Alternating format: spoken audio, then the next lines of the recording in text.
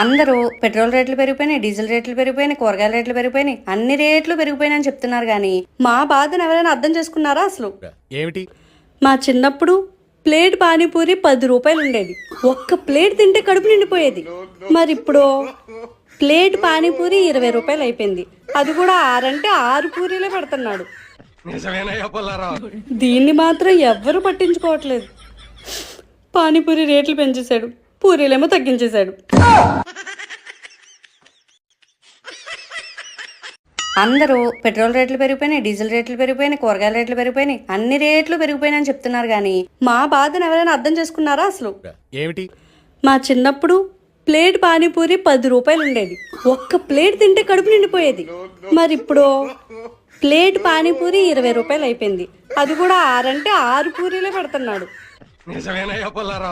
దీన్ని మాత్రం ఎవ్వరూ పట్టించుకోవట్లేదు.